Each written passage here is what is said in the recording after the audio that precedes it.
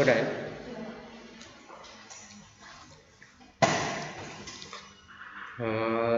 Pagi saudaraku, pada saat ini kita memulai perkuliahan mata kuliah sejarah gereja Indonesia. Sebelum kita mulai, kita mengawalinya dengan doa. Mari kita berdoa. Tuhan, kami bersyukur atas kebaikan-Mu, kasih-Mu pada kami semua, mahasiswa SDT Galilea yang hadir pada saat ini mengikuti kuliah sejarah gereja Indonesia. Kami memohon penyertaan-Mu dari awal, pertengahan hingga akhirnya berjalan dengan baik. Dalam nama Yesus kami menyerahkan waktu ini sepenuhnya. Amin. Baiklah saudara, kita akan melihat materi pada pagi hari ini tentang sejarah gereja di Indonesia, yang di dalamnya kita dapat memahami sejak kapankah gereja itu ada di bumi persada Indonesia ini. Dan karena itu bab 1 dalam perkuliahan kita sebagai bagian pertama pada hari ini, kita mempelajari suatu pokok yang utama, yaitu agama asli Indonesia dan agama-agama dari luar Indonesia. Saudara, sebelum agama Kristen ke Indonesia atau masuk ke Indonesia, negeri ini telah dipenuhi oleh kepercayaan tersendiri. Kepercayaan tersendiri itu disebut adalah kepercayaan suku atau keyakinan. Setiap suku memiliki keyakinan masing-masing. Dengan demikian kita bisa pahami bahwa persada Indonesia di masa yang lalu, sebelum kekristenan masuk di Indonesia, semua suku-suku memiliki keyakinan masing-masing. Dan keyakinan masing-masing itu dalam riset ahli sejarah gereja melihat ada pola kebersamaan. Walaupun yang ada di situ memang masing-masing suku itu memiliki keyakinan yang berbeda satu dengan yang lain, tapi hampir mirip polanya, gitu ya. Polanya hampir bersamaan karena setiap suku itu punya keyakinan masing-masing. Seperti kita lihat, ketentuan agama suku itu hanya mengikat pada suku itu sendiri. Jadi peraturan adat istiadat, keyakinannya terhadap sesuatu yang dia percaya itu berkuasa, itu mengikat keyakinan suku itu tersendiri. Tidak ada kaitannya dengan suku-suku yang lain atau tidak melibatkan suku-suku yang lain dari aspek keyakinannya. Itu semata-mata keyakinan agama suku itu tersendiri. Di diktat kita lihat contoh suku-suku itu beragam di Indonesia. Ada suku Batak, ada suku Jawa, ada suku Sumba, ada suku Anak Dalam, bahkan suku yang sampai saat ini masih memiliki keyakinan itu di suku Sasak, masih suku Anak Dalam di Jambi masih ada yang masih menjalani keyakinan agama sukunya saat ini karena belum percaya kepada Tuhan Yesus, belum memiliki keyakinan Kristiani seperti itu. Kita melihat di situ dalam keyakinan beragam suku itu masing-masing bentuk keyakinannya berbeda-beda. Saudara memahami bahwa nenek moyang kita didominasi ya oleh keyakinan kepada benda-benda. Jadi nenek moyang kita percaya benda-benda itu mempunyai kesaktiannya, harus disembah, itu ya. Keyakinan nenek moyang kita yang meyakini benda-benda itu punya kekuatan, punya kehebatan, punya kesaktian, punya kuasa, itu disebut dinamisme. Dinamisme adalah keyakinan kepada benda-benda bahwa benda-benda tersebut memiliki kesaktian. Itu ya, itu dinamisme. Keyakinan berikutnya kepada benda-benda memiliki roh ya, memiliki roh. Itu disebut animisme. Bentuk keyakinan dinamisme, animisme di masa yang silam yang dialami, yang dijalani oleh nenek moyang kita, sampai saat ini sebagian besar suku-suku, bahkan sekarang suku-suku terabaikan di Indonesia, masih menjalani, masih meyakini keyakinan-keyakinan seperti itu. Keyakinan dinamisme masih ada, keyakinan animisme masih ada di bangsa Indonesia saat ini. Karena itu keyakinan-keyakinan itu dalam materi kita itu adalah cerita-cerita mitos gitu ya, cerita-cerita mitos di masa yang lalu tentang benda-benda memiliki kuasa, benda-benda harus disembah, benda-benda memiliki roh. Entah nanti fungsinya itu bahwa benda-benda yang punya kuasa itu adalah mampu melindungi kehidupan nenek moyang kita, mampu memberkati kehidupan nenek moyang kita, mampu menuntun, menjaga kehidupan pribadi, lepas pribadi dari nenek moyang kita. Jadi keyakinan dinamisme, keyakinan animisme itu masih nampak sampai saat ini atau masih dijalani oleh suku-suku terabaikan saat ini di Indonesia. Karena itu dalam kepercayaan agama suku atau kepercayaan suku pada umumnya mirip satu dengan yang lain. Nenek moyang mereka sangat kental dengan keyakinan itu. Sampai saat ini contoh keyakinan animisme itu di Pulau Sumba masih ada. Saya sendiri pernah masuk ke salah satu suku terabaikan yang memiliki keyakinan terhadap benda-benda itu memiliki kesaktian, memiliki kuasa. Itu saya pernah masuk di daerah tersebut beberapa tahun yang silam untuk melihat situasi kehidupan masyarakat yang masih animisme, yang masih dinamisme itu.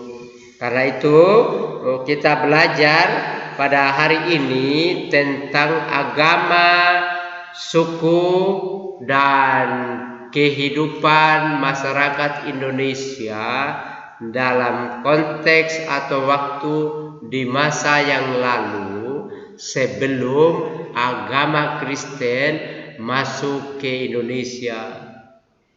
Sudah ada agama suku di Indonesia ini. Setiap suku punya keyakinan masing-masing. Jadi kita mengerti, jadi sebelum agama Kristen, sebelum agama Hindu, sebelum agama Buddha, sebelum agama Islam masuk di bumi persada Indonesia, sudah ada keyakinan suku-suku secara mandiri. Karena itu kita belajar di diktat kita mengenai agama asli Indonesia itu sama dengan agama suku atau keyakinan, kepercayaan setiap suku yang ada di Indonesia. Topik kita berbicara demikian. Lalu agama-agama dari luar itu masuk ke Indonesia ketika agama-agama suku sedang berjalan dalam ibadah dan keyakinannya di Indonesia. Agama-agama yang datang dari luar Indonesia itu kita lihat pertama dalam materi kita adalah Gereja Martoma namanya. Gereja Martoma ini didirikan oleh pedagang di India Selatan, Barat, dan Sri Lanka. Ini Gereja Martoma namanya. Ini gereja yang keyakinan yang datang dari luar Indonesia. Keyakinan yang datang dari luar Indonesia yaitu keyakinan Martoma, yaitu dibawa oleh pedagang dari India Selatan, Barat, dan Sri Lanka. Ini juga dalam sejarahnya dibawa sampai ke Sumatera Utara, tepatnya saat ini di Barus namanya, di Pulau Barus itu sekarang ini di Sumatera Utara. Gereja Martoma ini sudah masuk, dikenal pada bersamaan waktunya dengan masuknya di India Selatan, Barat, dan Sri Lanka. Hadir juga gereja di suku atau tempat namanya Pulau Barus sekarang ini. Pada abad ke-15 itu baru dalam materi kita kekristenan dari Eropa datang ke Indonesia. Pada abad ke-15 kekristenan dari Eropa datang ke Indonesia yang berkembang hingga saat ini. Jadi saudara harus melihat inilah titik awal masuknya agama atau gereja ke Indonesia dimulai pada abad 15. Agama atau keyakinan ini datang dari dunia Eropa pada abad 15 datang ke Indonesia, gitu ya. Jadi pertama itu gereja yang datang pertama dibawa oleh pedagang Kristen di India Selatan, Barat, dan Sri Lanka dan Sumatera Utara, khususnya di Pulau Barus. Itu adalah keyakinan yang dibawa dari luar.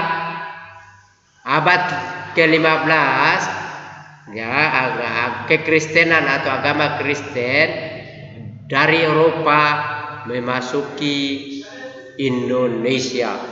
Yang kedua, agama Hindu dan Buddha telah mengakar di pertiwi ini, ya, di pertiwi ini atau di bangsa ini. Agama Hindu dan Buddha sudah ada dan sudah mengakar lama di Indonesia ini. Dibuktikan dengan adanya candi-candi sebagai bukti peninggalan mereka.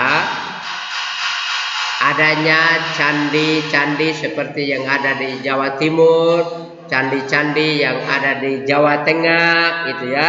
Di samping itu telah berdiri kerajaan-kerajaan Hindu dan kerajaan Buddha di Indonesia, di Pulau Jawa pada khususnya, yaitu kerajaan Majapahit, kerajaan Sriwijaya. Itu sebagai bukti real hadirnya atau masuknya agama Hindu dan Buddha di Indonesia. Yang ketiga, agama Islam masuk ke Indonesia itu sekitar abad ke-13 melalui para pedagang Gujarat namanya ya. Para pedagang Gujarat lah yang membawa agama Islam pada abad ke-13 memasuki Indonesia.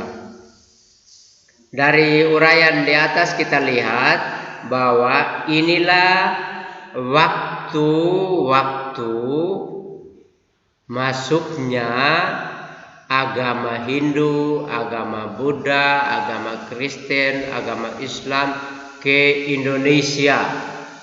Sesuai penjelasan saya di atas, kita melihat bahwa punya waktu masing-masing, tahun masing-masing masuknya agama-agama tersebut dari luar ke bumi Indonesia.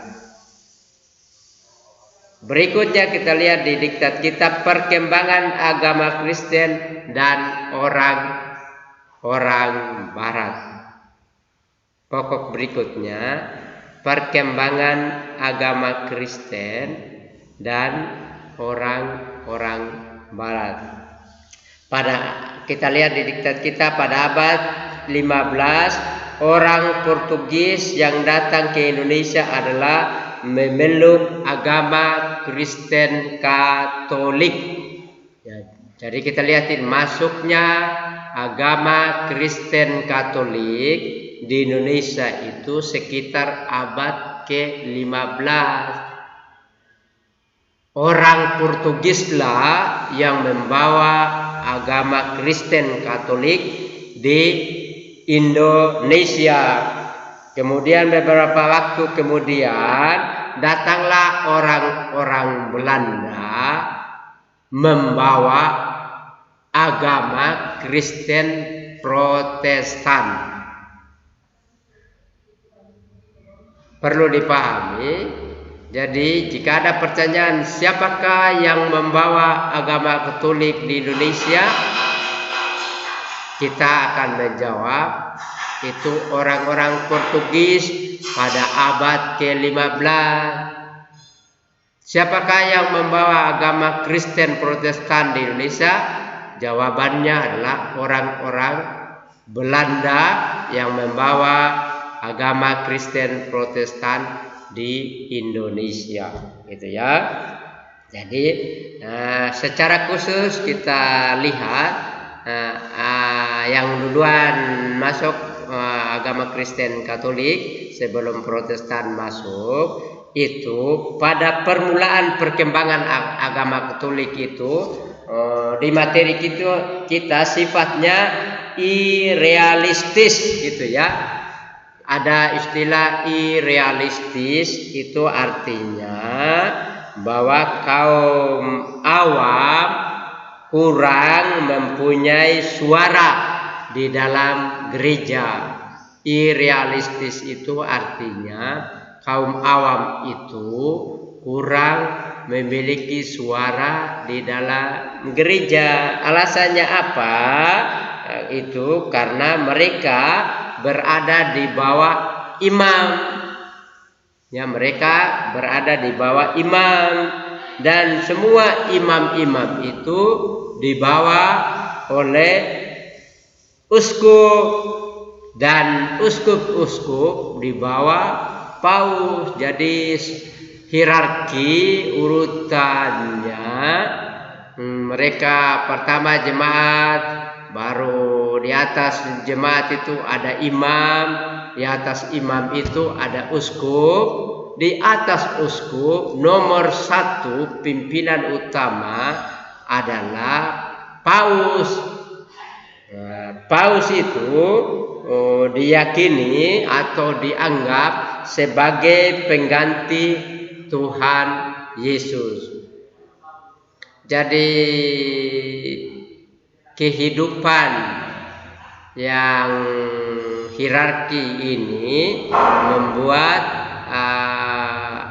kehidupan jemaat karena urutan mereka paling bawah, paling level bawah, mereka tidak banyak memiliki suara untuk sesuatu hal yang mereka mau, yang berupa usul, yang berupa protes, yang berupa karena urutan harus bertanggung jawab kepada imam, imam yang bertanggung jawab kepada uskup, uskup bertanggung jawab kepada paus gitu ya sebagai pemimpin utama.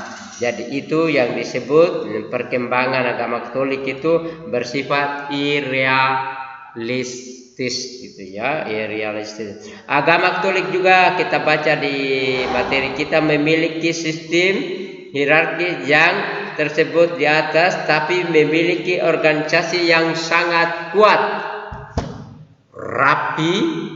Jadi dia sistem hierarkinya bagus, tapi organisasinya kuat. Di samping kuatnya juga dia rapi. Sampai saat ini saya belajar, saya melihat bahwa memang dari dulu posisinya agama Katolik teratur ya, teratur karena memang dari awal itu sudah diatur secara baik sistemnya, maka sistem itu terus berjalan dengan baik dari dulu sampai saat ini ya, tetap baik karena dia teratur, dia rapi, dia jadinya kuat, dia kuat dan mampu memperluas keyakinannya atau agamanya karena hierarki sistemnya kuat, sistemnya rapi, sistemnya, maka pasti memungkinkan untuk memajukan keyakinan tersebut. Karena itu saudara, kita belajar bahkan dalam pelayanan sakramen agama Katolik dianggap lebih penting dari pelayanan firman Tuhan ya. Pelayanan sakramen dalam keyakinan agama Katolik itu sangat penting, dianggap bahkan lebih penting dari pelayanan firman Tuhan. Ini ya keyakinan dari agama Katolik ya. Kalau kita melihat secara cermat masuknya agama Katolik itu ya dengan peraturannya sendiri, dengan sistem gerejanya sendiri, dengan visi misinya sendiri. Demikian juga agama Kristen Protestan masuk dengan sistemnya sendiri ya, dengan visi misinya tersendiri. Di diktat kita melihat lagi kedatangan orang Barat ke Indonesia ya. Selama 5 abad Portugis dijajah oleh bangsa Arab yang beragama Islam. Tahun 700 sampai 1200, akhirnya abad 15 Portugis mulai mencoba. Ya, karena dimensi yang sulit, situasi yang sulit, bahkan ada dalam permasalahan, maka mulailah pemikiran untuk ke tempat-tempat lain. Ini dasarnya menyebarnya keyakinan dan juga bangsa itu ke berbagai tempat, itu pasti dilatar belakangi karena adanya permasalahan yang terjadi gitu ya. Intinya seperti itu. bergeraknya mereka ke daerah-daerah lain itu disebabkan oleh terjadinya konflik intern maupun ekstern, sehingga mereka akhirnya mencari tempat-tempat lain lagi sebagai daerah untuk perluasan dari keyakinan itu. Di diktat kita lihat minimal ada 3 alasan fundamental atau mendasar yang menyebabkan orang Eropa itu datang ke Indonesia. Yang pertama, alasan pertama adalah mencari keuntungan bagi negaranya, yaitu dengan cara memonopoli perdagangan rempah-rempah, bahkan juga memaksa para petani untuk menanam kebutuhan-kebutuhan yang diperlukan oleh orang Eropa. Jadi alasan datangnya orang Eropa ada 3 alasan itu. Datangnya orang Eropa di Indonesia ada 3 alasan. Pertama, mencari keuntungan bagi negaranya dengan cara menguasai rempah-rempah yang ada di Indonesia, seperti rempah-rempah cengkeh, pala, lada yang ada di bangsa Indonesia, termasuk yang dominan saat itu di Ambon, Maluku, Ternate. Kepentingan untuk kekayaan negara inilah yang memotivasi, mendorong orang Eropa untuk datang ke Indonesia untuk keuntungan di bidang perdagangan bagi negaranya. Yang kedua, alasan kedua adalah menghambat penghasilan orang Timur Tengah. Jadi ada persaingan dunia bisnis, dunia perdagangan antar negara. Jadi untuk menghambat kemajuan perdagangan suatu negara, kita harus melakukan ini. Seperti itu ide-ide kreatif yang terjadi di dunia Eropa seperti itu. Jika kita bergerak seperti ini di dunia perdagangan, maka suatu negara akan terhambat sistem perdagangannya. Itu keputusan itu, pemikiran itu terjadi di dunia bisnis untuk tujuannya masing-masing atau untuk keuntungan masing-masing negara. Yang ketiga, bertanggung jawab memberitakan keyakinannya, yaitu memberitakan Injil. Jadi tujuan pertama itu untuk menguasai rempah-rempah orang tersebut, untuk kita kuasai. Jadi kita harus memahami bahwa tujuan paling pertama adalah menguasai akan dunia perdagangan negara yang dituju, untuk keuntungan negara luar atau negara Eropa. Yang kedua, untuk menghambat kemajuan perdagangan satu negara,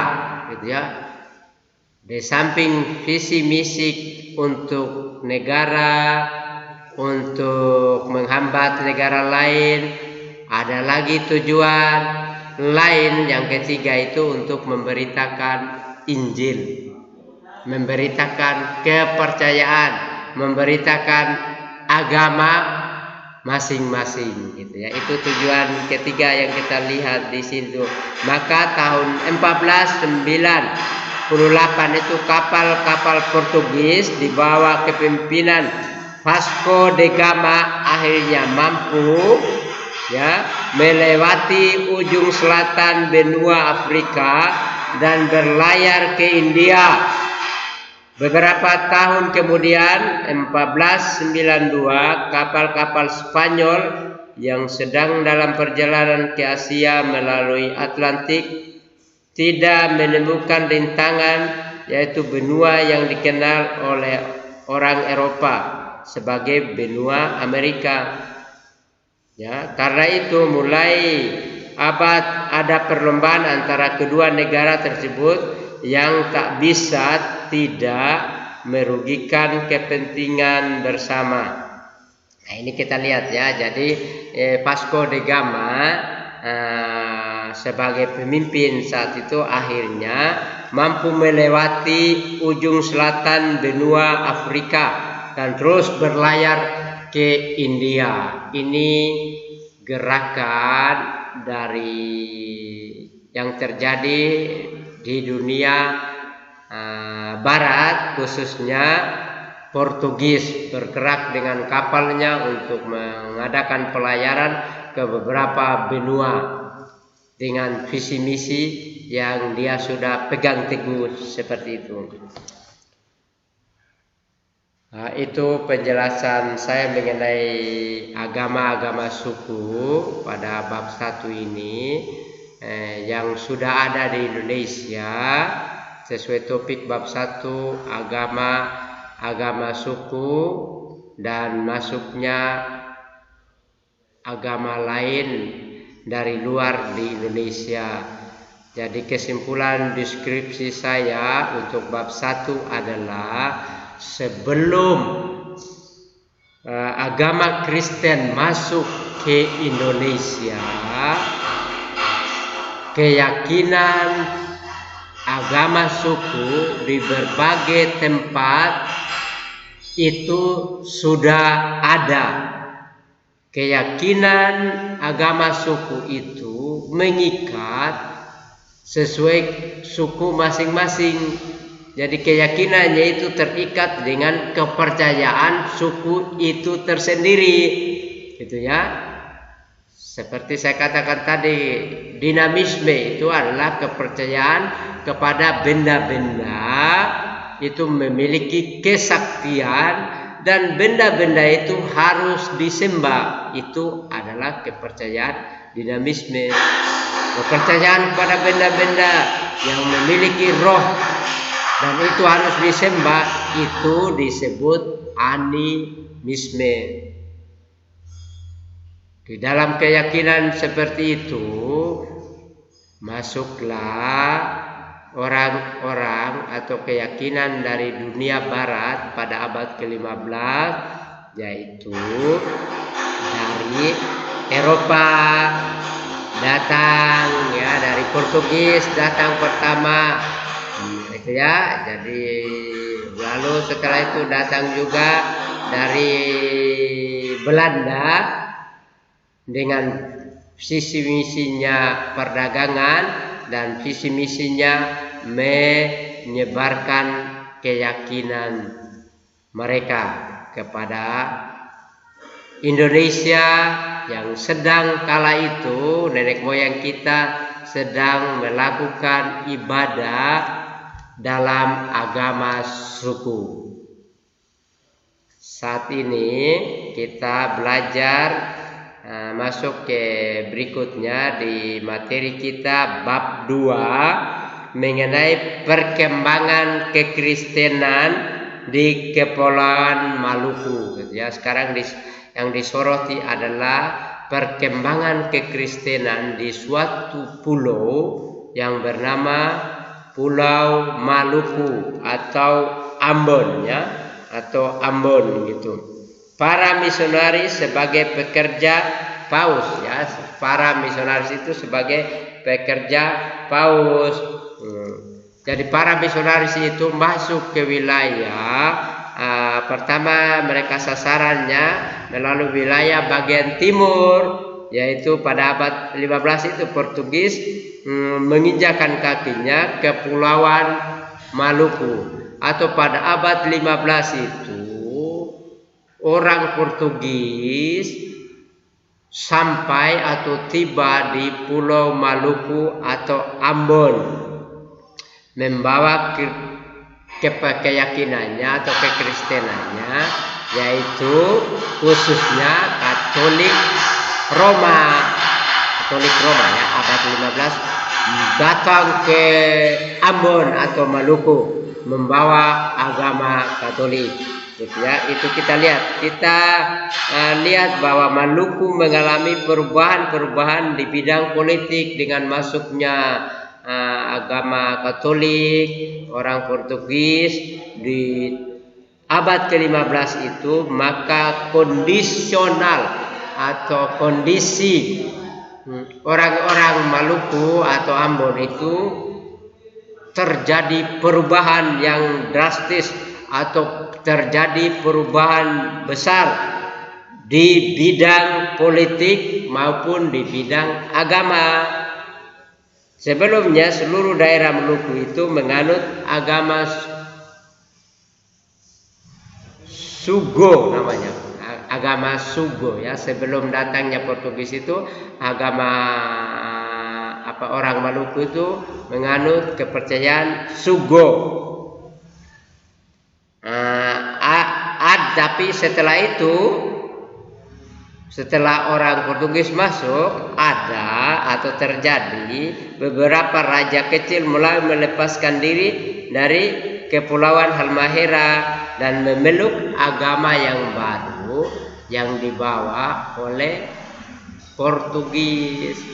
Jadi beberapa raja kecil yang ada di Maluku itu, di Halmahera itu, dengan alasan pribadi itu mereka melepaskan keyakinan lamanya, yaitu keyakinan mereka yaitu agama suku, lalu mulai menganut agama yang baru yang dibawa oleh orang Portugis itu, gitu ya. Itu adalah kondisi yang terjadi di Maluku Halmahera ketika Portugis abad ke-15 memasuki pulau itu.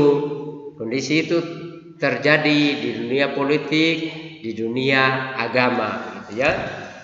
Saat itu di Ternate itu mengenal seperti sistem raja, maka ada namanya Sultan Ternate punya keputusan terhadap atau reaksi secara pribadi sebagai sultan terhadap kehadiran atau kedatangan dari orang-orang Portugis itu.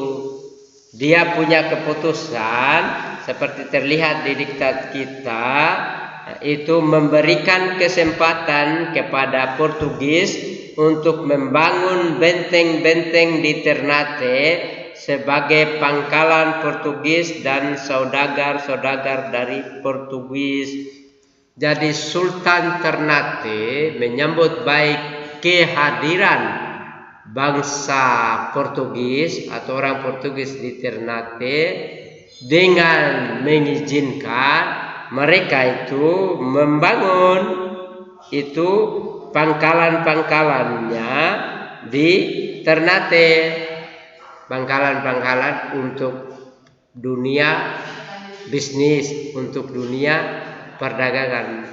Jadi hadirnya pangkalan-pangkalan Portugis di Ternate itu karena Sultan Ternate sendiri mengizinkan, ya. Nah, tentu kita lihat bahwa Sultan Ternate juga secara pribadi atau bersama dengan rakyatnya punya pemahaman, punya pemikiran yang positif, sehingga dia memiliki reaksi yang positif atau dia mau mengizinkan pangkalan-pangkalan orang Portugis itu didirikan di Ternate seperti itu, ya. Kita lihat di situ di bidang politis dan ekonomi itu keinginan sultannya. Sultan sangat memiliki kepentingan, ya, di bidang politis, ya, dan ekonomi. Sultan itu memiliki keyakinan, ya. Ini yang pertama, Sultan sangat mengharapkan agar hasil rempah-rempah, perdagangan rempah-rempah dapat lancar. Jadi di sisi ekonomi, ya, agar perdagangan dunia rempah-rempah, khususnya itu rempah-rempah itu bumbu, ya, bumbu rempah-rempah hasil bumi yang ada di Ternate itu, agar dalam dunia perdagangan bisa lancar itu. Jadi dia membuka hal yang positif kepada orang Portugis gitu, ya, di dunia itu, di dunia ekonomi. Jadi Sultan punya kepentingan seperti itu di berbagai negara di bidang ekonomi, supaya menjual hasil rempah-rempah dapat lancar. Bahkan Sultan juga sanggup untuk membantu Portugis dalam memonopoli perdagangan rempah-rempah dan memperluas daerah kekuasaan. Sultan Ternate juga mengungkapkan kemampuannya untuk membantu Portugis dalam menguasai atau memonopoli akan rempah-rempah yang ada di Ternate. Karena itu kepentingannya, ya, itu kepentingannya di dunia ekonomi gitu, ya. Terus kepentingannya di dunia politis itu ada, yaitu Sultan Ternate juga senang agar Ternate itu dikenal di dunia luar gitu, ya, agar Ambon atau Ternate juga bisa dikenal di mancanegara atau banyak bangsa. Itu tujuan politisnya. Sebetulnya ada tujuan ekonominya, ada tujuan politisnya.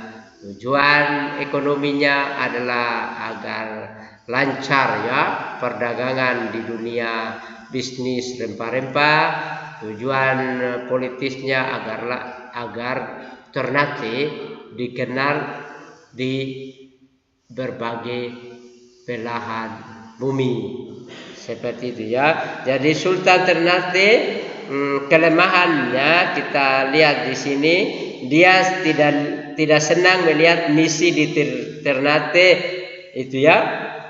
Dia tidak senang itu ada ininya dampak negatifnya. Sultan Ternate sangat tidak senang melihat kemajuan misi di Ternate. Terlebih lagi orang-orang yang masuk Kristen langsung bersekutu dengan Portugis. Jadi ada tujuan yang bersifat politis, ada tujuan yang bersifat itu, ya, ekonomi. Itu tujuan dari Sultan sangat bagus. Tapi ada di dunia misi ada negatifnya, karena Sultan Ternate tidak senang melihat misi Portugis itu berjalan ketika dia menyaksikan bahwa rakyat Ternate yang memiliki keyakinan orang Portugis itu langsung bergabung dengan orang Portugis. Itu alasan ketidaksetujuannya, ketidaksenangannya terhadap misi dari Portugis. Ya, jadi kita lihat di sini bahwa beberapa alasan yang mendasar, ada yang positif, ada yang negatif. Kita lihat ketika Portugis menginjakan kakinya dengan visi misinya di Halmahera atau Maluku. Inilah sejarah masuknya Portugis di Maluku, ya. Perlu diketahui juga bahwa orang-orang Portugis di Indonesia kebanyakan bersifat aventurir, itu suka berpetualangan gitu, ya. Orang Portugis suka berpetualangan yang di negaranya sudah tidak mendapat tempat bagi mereka, Jadi soal mabuk, soal berkelahi, menipu, memeras adalah perbuatan yang biasa mungkin di negaranya, hal-hal yang itu kehidupan realnya manusia atau kebiasaan-kebiasaan kehidupan manusia seperti itu adalah hal-hal biasa gitu ya. Maka pada tahun 1536, coba perhatikan di materi kita, 1536 sampai tahun 1540, datanglah seorang panglima tentara Portugis bernama Antonio Galpao. Dia seorang bijaksana dan sebagai seorang anggota gereja yang taat, sehingga tindakan-tindakan dalam memulihkan ketegangan-ketegangan di Halmahera cukup menarik orang-orang di daerah itu untuk menerima agama Kristen. Ya, panglima Portugis yang bernama Antonio Galpao ini, kehadirannya di Halmahera cukup bagus. Dia adalah dari latar belakang orang yang taat di dalam gereja. Lalu ketika sampai di Halmahera, melihat kondisi terjadi permusuhan antar suku di situ, dia berusaha dengan caranya sendiri, metodenya sendiri, mendamaikan orang-orang yang bertikai itu, mendamaikan suku-suku yang bertikai itu atau kampung-kampung yang bertikai itu.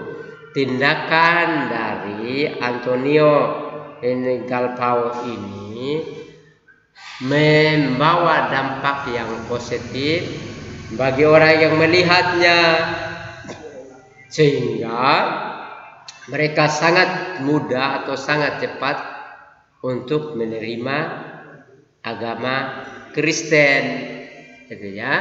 Jadi sikap dan tindakan real dari Antonio Galpao ini akan membuat orang-orang Halmahera sangat cepat menerima kepercayaan agama Kristen. Karena itu saudara, pemerintahan Galpao ini juga adalah pekerjaan misi di Ambon di saat mulai pertikaian antar kampung tahun 1538. Orang Portugis itu dapat mengalahkan satu armada besar dari Jawa yang membawa senjata untuk membantu kampung-kampung di Halmahera. Dari saat itu ada pertikaian yang terjadi di satu pulau meminta dukungan untuk membantu mereka dalam hal senjata, gitu ya, dalam hal senjata. Tapi sepertinya kehadiran Portugis itu sebagai pendamai, jadi dukungan-dukungan yang bernada negatif, yang bertujuan negatif dari berbagai tempat dihalangi oleh Portugis untuk kedamaian tetap ada di Halmahera, gitu ya, atau di Ambon, Maluku, Halmahera. Kedamaian yang diciptakan oleh Antonio ini Galpao tetap terjaga atau berjalan dengan baik, gitu ya. Kita lihat di diktat kita pada tahun 1540, suasana misi di Maluku mengalami perubahan lagi setelah unsur baru, yaitu Partai Serikat Yesuit membawa suasana kontra reformasi dari Eropa. Jadi perubahan terjadi lagi di tahun 1540 di dunia misi di Maluku ketika masuknya Partai Serikat Yesuit, ya, Partai Serikat Yesuit. Dia membawa suasana kontra reformasi dari Eropa. Jadi dimensi baru, suasana baru terjadi di dunia misi di Kepulauan Maluku ketika Partai Serikat Yesuit ya memasuki Maluku membawa suatu hal baru yang disebut kontra reformasi. Kontra reformasi itu adalah suatu pembaruan dalam tubuh gereja Roma Katolik yang berlangsung sejak tahun 1540. Pelopor gerakan ini adalah Ignatius dari Loyola. Jadi kontra reformasi dari Partai Serikat Yesuit, salah satu tokohnya atau pelopornya itu Ignatius dari Loyola. Dialah yang melakukan perubahan dalam kondisi misi di Maluku di tahun 1540 gitu ya, 1540. Gerakan ini ditimbulkan oleh pemberontakan Protestan terhadap kuasa Roma Katolik ya. Gerakan ini dilatar belakangi ya, saudara dan saya tahu bahwa tahun 1517 reformasi Martin Luther terjadi ya. Ini yang membawa akibat tahun 1540 kontra reformasi itu kita disebut adanya gerakan Protestan terhadap kuasa Roma Katolik.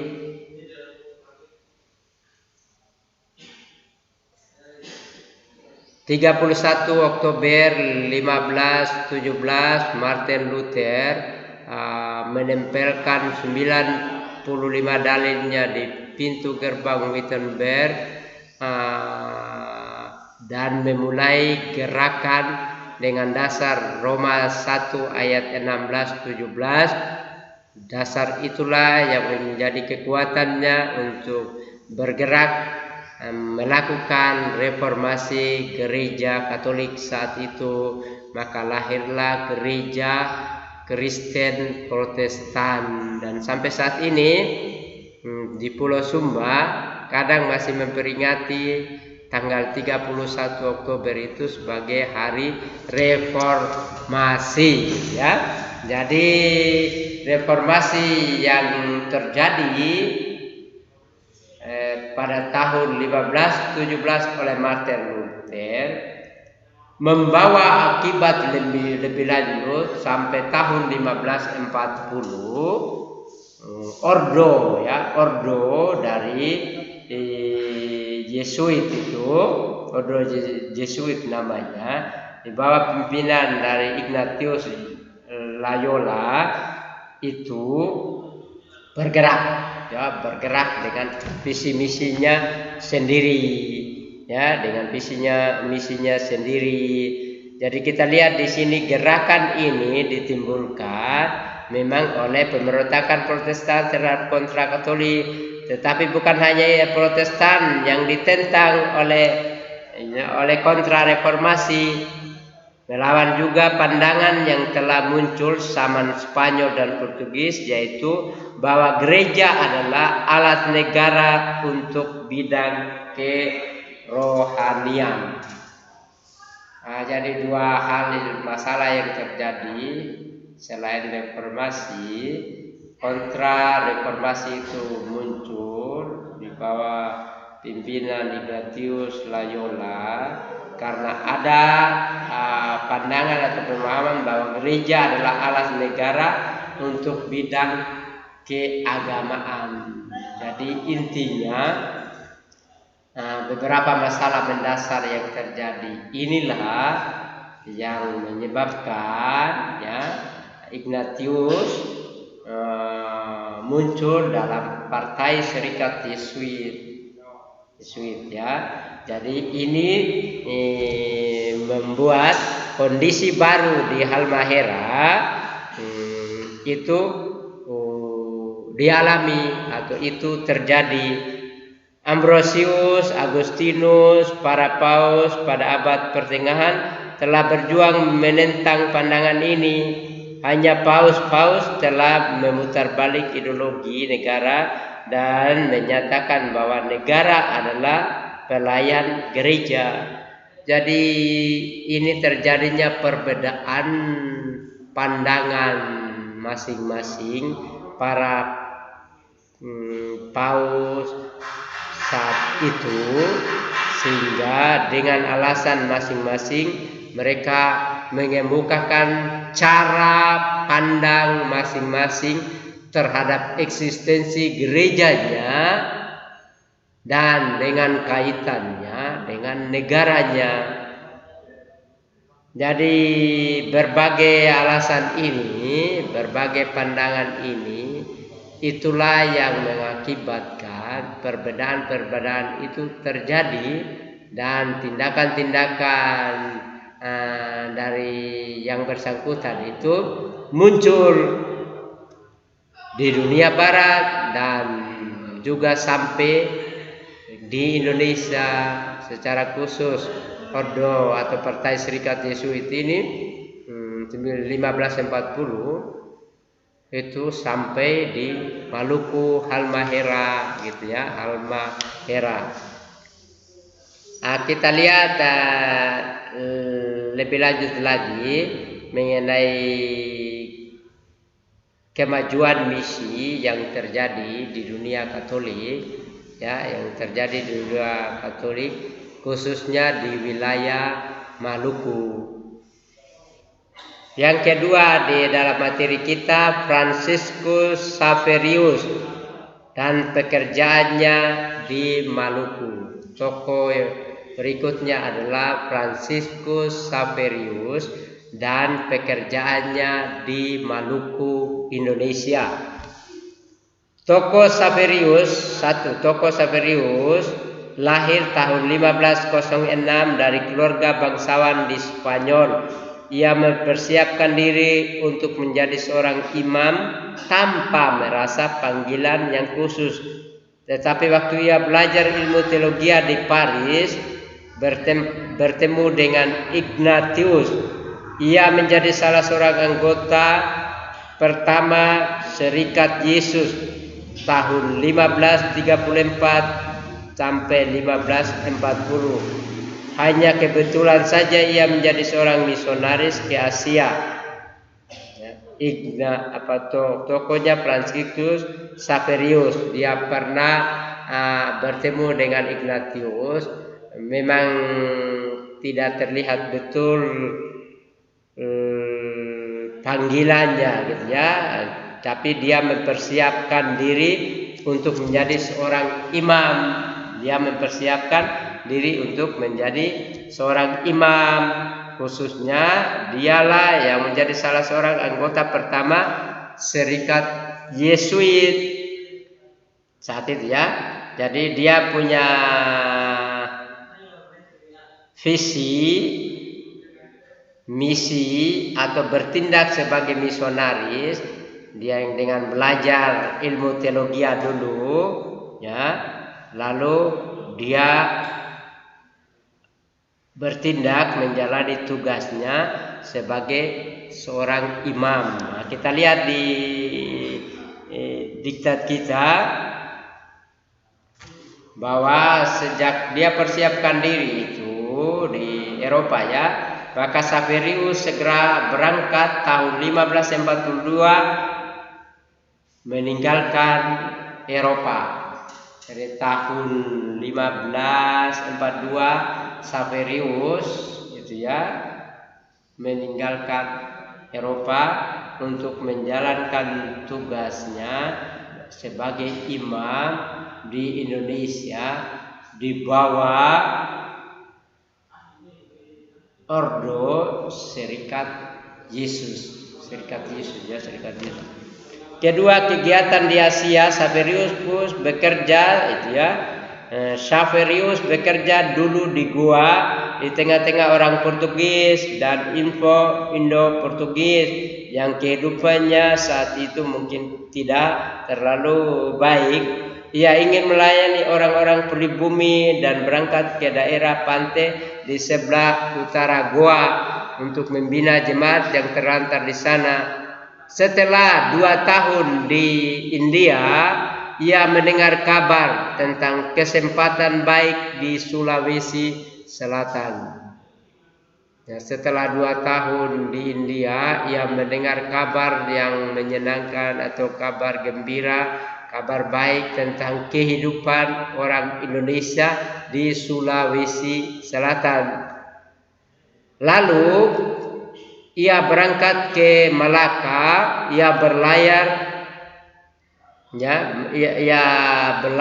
dan sambil belajar bahasa Melayu sedikit. Kemudian datang ke Maluku, di mana ia bekerja 15 bulan lamanya.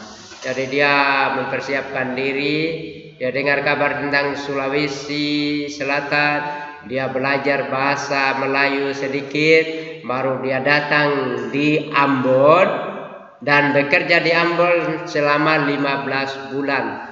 1 tahun 3 bulan dia berada melayani di Pulau Ambon. Nah, kita lihat di diktat kita bahwa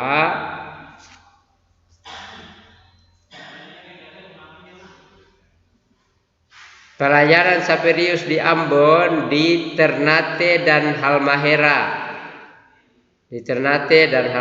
Setelah itu Xaverius punya arah yang lain lagi dalam menunaikan tugasnya sebagai imam.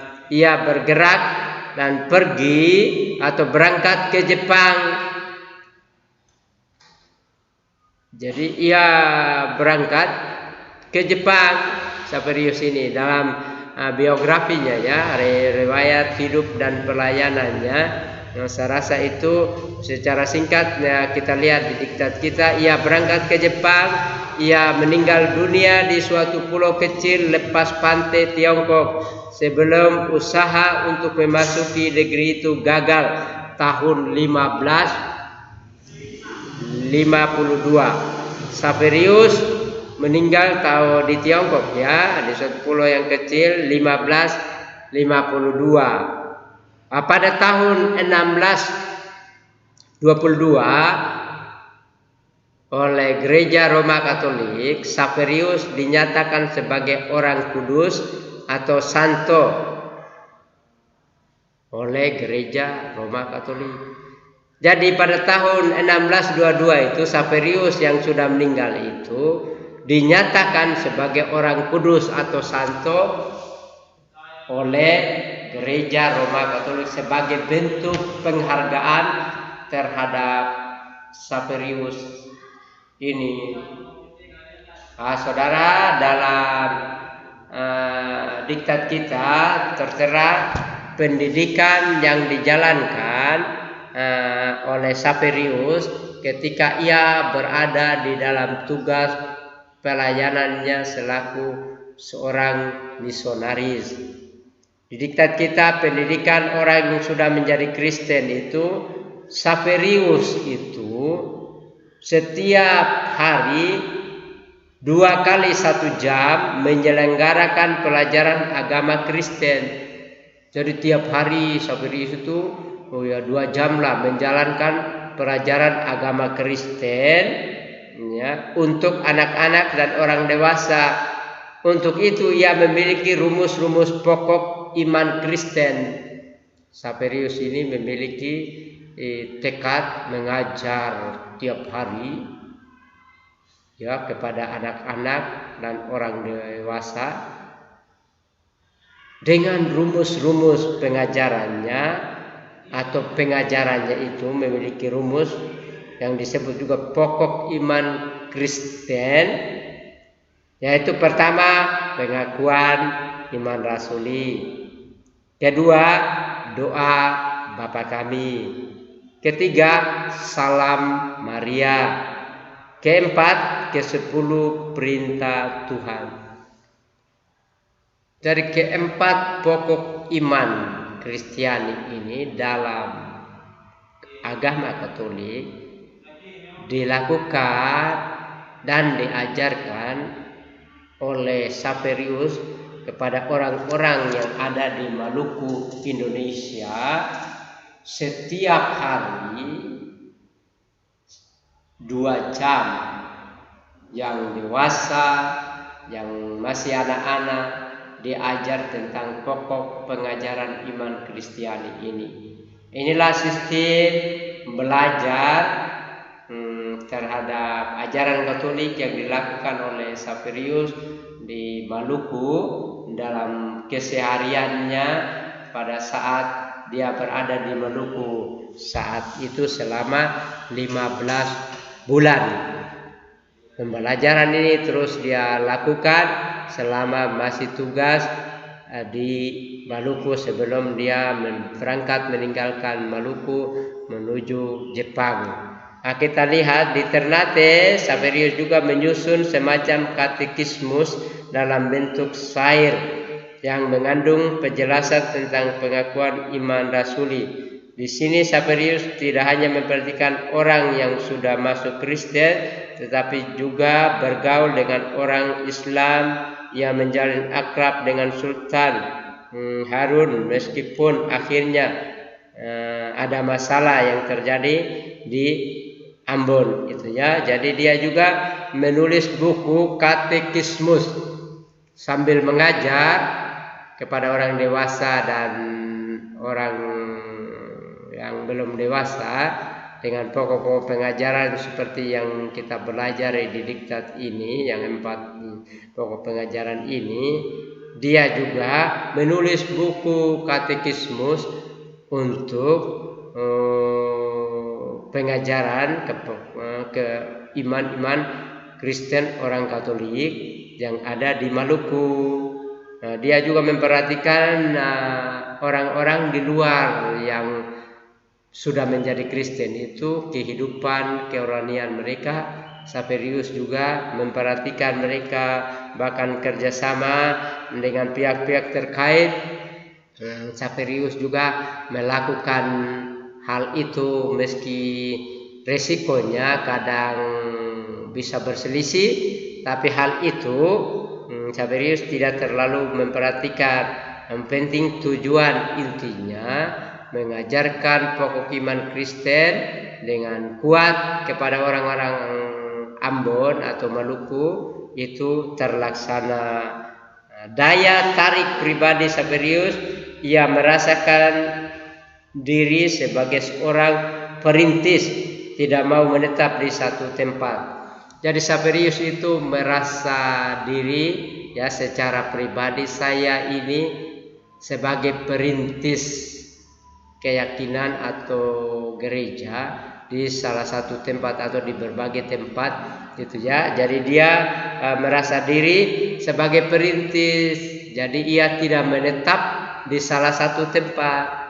Keyakinan inilah yang menyebabkan dia tidak begitu lama, hanya 1 tahun lebih di Halmahera, Maluku, akhirnya berangkat lagi ke negara lain. Jadi dia merasa dirinya sebagai seorang perintis jemaat, seperti dia sebagai seorang perintis jemaat. Jadi seperti kenyataan yang terjadi kita saat ini sebagai orang Kristen, perintis jemaat itu tidak menetap di salah satu tempat. Ketika gereja berdiri di satu tempat, beberapa tahun kemudian perintis itu pindah lagi di tempat lain untuk merintis gereja. Dalam bahasanya saya di gereja, PC itu perintis jemaat. Jadi itu sifatnya namanya merintis jemaat. Ketika sudah ada jemaat di situ, walaupun masih baru dan jumlah jemaatnya sedikit, sang perintis itu pindah lagi ke tempat lain untuk merintis lagi gitu ya. Jadi ada orang-orang khusus selain penginjil, ada orang khusus juga yang sifatnya seperti Saperius ini, merasa dirinya sendiri karunianya atau panggilannya sebagai perintis gereja atau perintis jemaat gitu ya. Sangat baik gitu ya, karena dengan adanya orang-orang semacam ini yang berjiwa perintis gereja, jadi gereja Tuhan akan selalu ada di beberapa tempat atau di berbagai tempat. Gereja Tuhan dalam penambahan jumlah secara kuantitas itu akan terjadi karena perintisnya banyak, gerejanya jadi banyak yang didirikan seperti itu untuk perintis jemaat. Yang ketiga, kita lihat gereja di Maluku semasa Portugis tahun 1538 sampai 1605. Di sini baptisan pertama dan PI yang dilakukan dalam tahun-tahun setelah kunjungan Saperius itu, usaha PI berkembang terus. Sebagian kampung-kampung di Ambon dan di Lease menerima agama Kristen. Di Pulau Buru juga ribuan orang dibaptis ya oleh imam. Kita lihat bahwa para rohaniawan yang membaptis orang-orang Kristen pertama tidak lama tinggal di tempat itu. Jadi para rohaniawan yang membaptis orang-orang Kristen di Maluku, di Pulau Buru, di berbagai tempat itu, mereka tidak tinggal lama di situ karena mereka tugas utamanya adalah mendirikan jemaat baru atau perintis jemaat baru. Karena itu mereka harus segera pergi ke satu tempat lagi untuk mendirikan jemaat yang lain. Sistem pelayanan seperti ini di masa kini penting juga bagi kita. Jadi dalam hal perintisan jemaat baru, ketika jemaat di satu tempat sudah ada, maka sang perintis segera pindah ke tempat lain untuk merintis jemaat lagi. Dengan demikian pada akhirnya, kesimpulan akhirnya terjadi penambahan secara kuantitas atau secara jumlah tentang keberadaan atau kehadiran gereja Tuhan di bangsa ini. Di kemudian hari kita lihat di kita para pengajar kateksasi seperti yang telah dilakukan oleh Saperius ya, mengalami kemajuan, pengalaman secara besar dalam kehidupan bergereja. Di situ kita lihat di tengah-tengah pergumulan hidup jemaat-jemaat Kristen dan di pulau-pulau sekitarnya, agaknya berhasil mempertahankan diri dari kekristenan. Tahun 1569 sampai 1570 merupakan masa-masa yang tentram ya. Tahun 1569 sampai 1570 suasana yang tentram. Kenapa tentram? Kenapa senang? Karena para misionaris telah membaptis kurang lebih 8.000 orang dewasa dan anak-anak. Ya, para misionaris itu sangat senang di tahun 1569 sampai 1570 itu, karena mereka saat itu sudah berhasil membaptis 8.000 orang dewasa dan anak-anak. Ini adalah pekerjaan yang besar, ini pekerjaan yang dasar, ini adalah suatu keberhasilan di dunia misi secara luar biasa. Karena itu orang Kristen di Ambon dan Seram berjumlah kurang lebih 16.000 orang. Orang Kristen di Ambon dan di Seram menjadi 16.000. Saudara, dalam perspektif misionaris dalam pelayanan misionaris, kondisi semacam ini termasuk suatu kondisi keberhasilan misi secara luar biasa di Pulau Maluku dan Seram, karena 16.000 menjadi orang Kristen. Kita berharap, kita percaya, kita terus berdoa kondisi-kondisi yang dahsyat dalam dunia misi yang kita jalani saat ini bisa juga terjadi di masa-masa yang akan datang.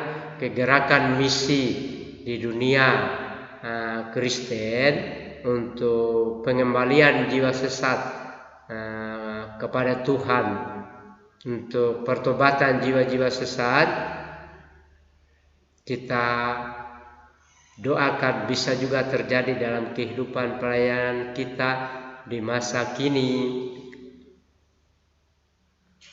Kita lihat lagi bahwa bab 3 di diktat kita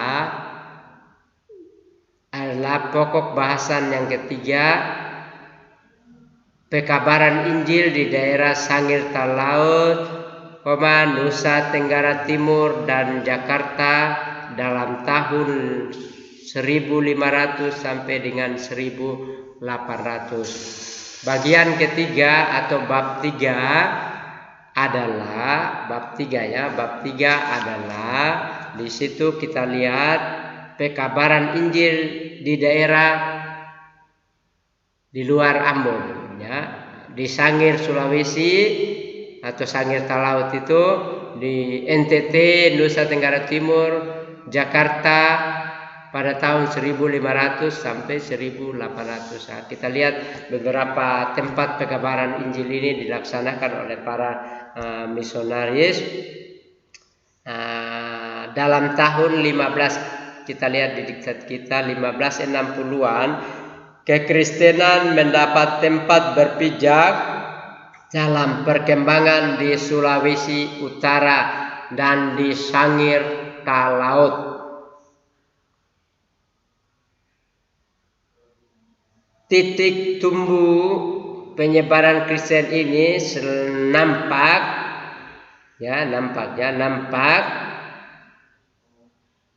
mendapat persaingan orang Portugis dan raja-raja Ternate dan keterlibatan bangsa Spanyol yang berpangkal di Filipina dan kemudian menyusul bangsa Belanda. Jadi ada perkembangan pemberitaan Injil di daerah Sangir, NTT, Jakarta di tahun 1500 sampai 1800 itu ada permasalahan yang terjadi, yaitu permasalahan persaingan, karena bangsa lain juga masuk seperti Belanda masuk juga ke Indonesia.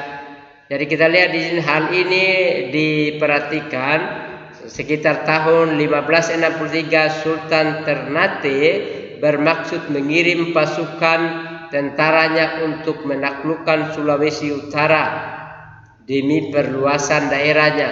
Namun rencana itu dapat diketahui orang Portugis, dan orang Portugis tidak senang kalau di dalam perluasan jajahannya dapat persaingan dari Sultan Ternate.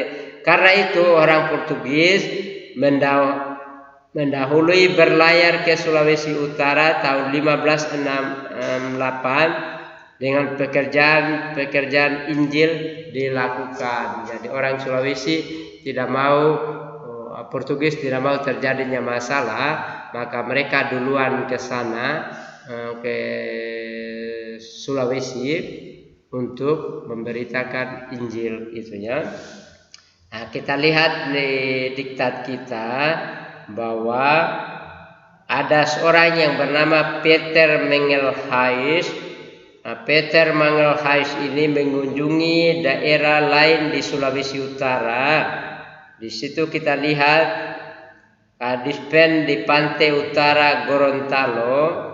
Setelah mengadakan pengajaran, ia mampu membaptis 2.000 orang, dan 5 tahun kemudian misionaris yang lain membaptis raja dari Sangir Talaut bersama rakyatnya. Jadi terjadi intinya ketika pengabaran Injil diadakan di Sangir Talaut, terjadi kemajuan yang luar biasa itu. Walaupun banyak tantangan juga yang terjadi, tapi hasil akhirnya adalah Raja Sangir Talaut itu beserta rakyatnya ikut dibaptis. Saudara, inilah perkembangan kekristenan yang terjadi secara khusus dalam pembicaraan kita untuk satu pulau, yaitu Sangir Talaut, Sulawesi itu. Masuknya Injil dan kepada siapa Injil itu diberitakan untuk pertama kali, gitu ya. Misi di Sulawesi Utara itu memberikan harapan yang baik karena penduduk Minahasa, Raja Bolang, Mangondo, Raja Gorontalo, dan raja-raja semua meminta supaya seorang misionaris berkunjung ke daerah mereka untuk memberitakan Injil. Jadi ketika Injil diberitakan, beberapa raja juga seperti di Minahasa, di Gorontalo juga meminta misionaris yang bertugas memberitakan Injil di tempat mereka. Ini hal positif di dunia Kristen, di dunia misi Kristiani, tentang tugas pelaksanaan pemberitaan Injil. Raja-raja di Minahasa, ya, raja-raja di Gorontalo, khususnya di Sulawesi, mereka sendiri yang meminta untuk adanya pemberita Injil di tempat mereka. Usaha pekabaran Injil juga terlihat lebih lanjut di Kepulauan Sangir, ya, Sangir. Kita lihat bahwa pemerintahan dari Sangir Talaut, di Minahasa, di Gorontalo sudah jalan. Maka di Sangir masih ada Raja Siau yang setia pada Spanyol, ya. Beberapa raja Sangir lebih cenderung memihak kepada Ternate. Jadi ada keperpihakan, ada dua kubu yang terjadi, berpihak kepada orang luar atau orang dalam. Itu adalah keputusan raja masing-masing. Jadi sebagian raja berpihak kepada Portugis, sebagian raja di Sulawesi berpihak kepada Kesultanan Ternate, gitu ya, Kesultanan Ternate. Hal ini kita lihat bahwa beberapa pertumbuhan yang terjadi di Sulawesi, lalu pertumbuhan atau perkembangan dalam dunia pemberitaan Injil di NTT juga itu terjadi tahun 1556. Awal abad 19 itu di NTT, ya, Nusa Tenggara Timur, dilakukan pemberitaan Injil. Saat itu kita lihat di diktat kita, khususnya daerah ini, utusan Injil atau para cendekiawan, ya, sudah sejak dulu di NTT, khususnya di timur, melakukan hubungan perdagangan dengan negara luar. Penghasilannya atau bisnis dari dunia timur atau NTT itu kayu cendana yang sangat laku di India, Tiongkok. Setelah itu Inggris juga menemukan jalan ke timur. Mereka cepat sekali mendapat kedudukan dalam perdagangan kayu cendana, sehingga tahun 1550 kapal-kapal mereka setiap tahun datang ke timur mengangkut ya, mengangkut barang-barang yang berharga itu seperti kayu cendana. Salah satu pusat mereka ialah Pulau Solor, ya, di sebelah timur Pulau Flores. Jadi di pulau sekarang ini Pulau Flores, ya, sekarang dikenal sebagai sasaran mereka. Riwayat sejarah gereja di NTT mulai dengan Injil yang disebarkan tahun 1556. Jadi Injil disebarkan di NTT tahun 1556, ya. Pada tahun ini Antonius Tafaela membaptis kurang lebih 5.000 orang timur di Flores ini, ya.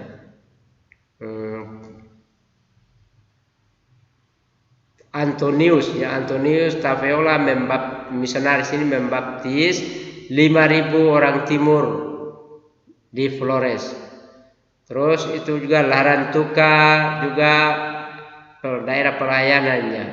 Jadi kita lihat di sini bahwa di NTT merupakan wilayah kerja Ordo, ya, Ordo Dominika. Jadi Ordo Dominika yang melakukan penginjilan besar-besaran di Flores saat itu, karena itu wilayah kerja Ordo Dominika. Ya, kita lihat di sini. Jadi NTT itu wilayah kerja Ordo Dominika. Sedangkan di Maluku orang-orang Yesuit dan orang-orang Fransiska yang memberitakan Injil atau wilayah kerja. Jadi dalam dunia Katolik itu mereka dalam ordo masing-masing sudah membagi wilayah kerja masing-masing yang ada di Indonesia. Dan sampai saat ini kalau di NTT, di Flores, Larantuka itu mayoritas agama Katolik, saudara.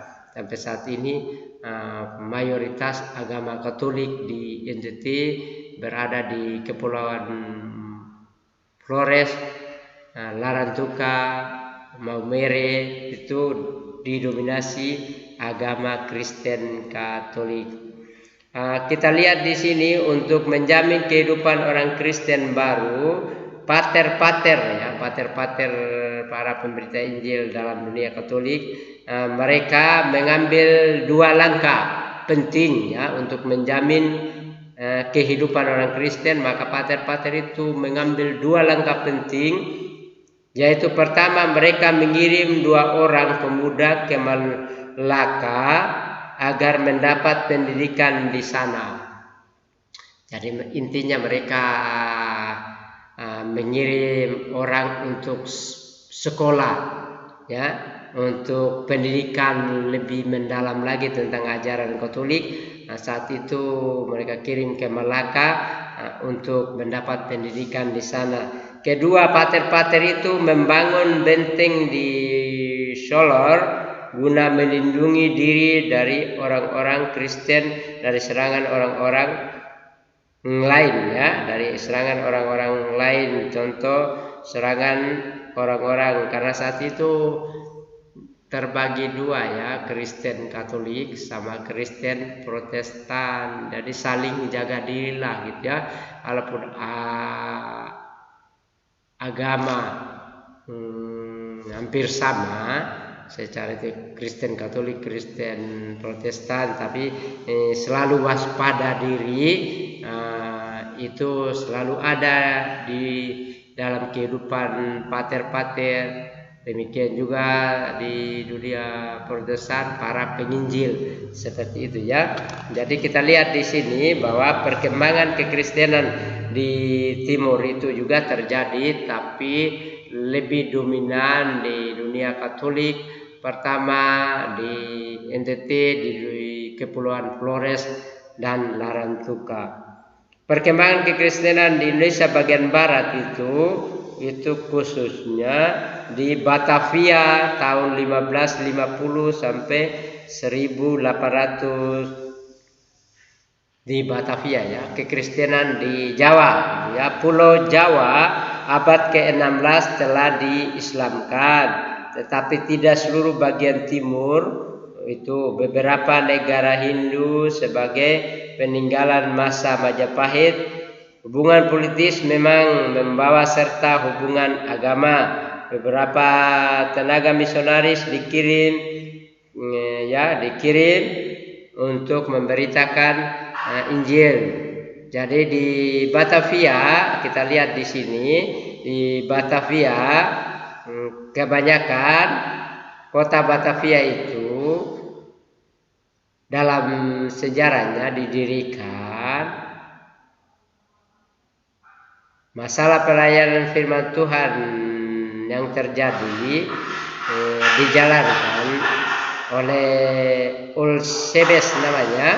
Ada permohonan Eusebes kepada pemerintah saat itu untuk mengatur keadaan gereja itu ya, untuk mengatur keadaan gereja, dan seorang ini meminta negara terlibat di dalam menata atau mengatur kondisi kehidupan rohani. Karena itu hal-hal yang diusulkan dalam Eusebes adalah: satu, kebaktian dalam bahasa Belanda, perayaan perjamuan dan pembaptisan, pembentukan majelis. Ya, ada usulan dari para misionaris agar kebaktian dalam bahasa Belanda juga diadakan gitu ya. Nah, perayaan perjamuan juga diadakan, juga pembentukan majelis gitu ya. Memang agama Kristen Protestan datangnya dari Belanda ya, sampai saat ini setiap gereja Protestan ada majelisnya. Bahkan ada gereja, jika gereja itu besar, bisa sampai 30 anggota majelisnya. Satu pendeta bisa 30 anggota majelisnya. Disebut majelis gereja dengan tugasnya masing-masing ya. Ini yang menginspirasi Eusebes itu untuk mengusulkan hal ini kepada negara gitu ya, untuk menata gereja itu ya, untuk menata gereja. Jadi perkembangan kekristenan di Indonesia bagian barat itu terjadi tahun 1550 sampai 1800. Di Jawa agama Kristen juga berkembang, di Ambon agama Kristen berkembang, di NTT agama Kristen berkembang, di Sulawesi Sangir Talaut agama Kristen berkembang melalui pengabaran Injil oleh para misionaris. Juga di Pulau Jawa agama Kristen juga mengalami perkembangan oleh pemberitaan oleh para misionaris. Jadi intinya agama Kristen Katolik dan agama Kristen Protestan masuk ke Indonesia melalui para misionaris dengan visi dan metode pemberitaannya masing-masing. Hal inilah saudara yang menyebabkan kondisi saat ini kita alami bahwa walaupun kondisi nenek moyang kita hanya agama suku yang ada saat itu, tapi ketika mulai abad ke-13, abad ke-15, agama-agama dari dunia barat memasuki wilayah Indonesia. Karena itu semua keyakinan yang ada saat ini, agama yang ada saat ini itu sejarah masuknya kita tahu, kapan masuknya di Indonesia, bahkan siapa yang memberitakan, tahun berapa masuknya agama tertentu di Indonesia. Kita dapat mengetahui semua cerita ini secara teori karena kita belajar sejarah gereja Indonesia. Karena itu saya berharap mata kuliah ini tentang sejarah gereja Indonesia, saudara mendengarkan omongan pengajaran saya dan juga mempelajari materi yang saudara dan saya sudah miliki dengan tema mata kuliah kita adalah sejarah gereja Indonesia. Semoga mata kuliah ini turut memberkati saudara, khususnya di bidang pengetahuan sejarah gereja Indonesia. Sampai di sini saja perkuliahan kita pada hari ini. Mari kita berdoa mengakhiri acara kuliah saat ini. Bapa dalam surga, kami bersyukur perkuliahan pada saat ini tentang sejarah gereja Indonesia. Kami sudah mempelajari bagaimana agama-agama saat ini pada mulanya dan pada tahun berapa masuknya ke persada Indonesia ini. Tuhan kiranya memberkati kami semua secara teori, secara sejarah kami bisa memahami masuknya agama-agama di Indonesia dan menjadi dasar bagi kami untuk meneladani para misionaris yang masuk ke Indonesia dalam menjalankan tugasnya dengan penuh dedikasi dalam tugas pelayanan misinya. Berkati kami hari ini, berkati hidup pelayanan kami semuanya. Dalam nama Yesus kami mengakhiri kuliah pada saat ini. Amin.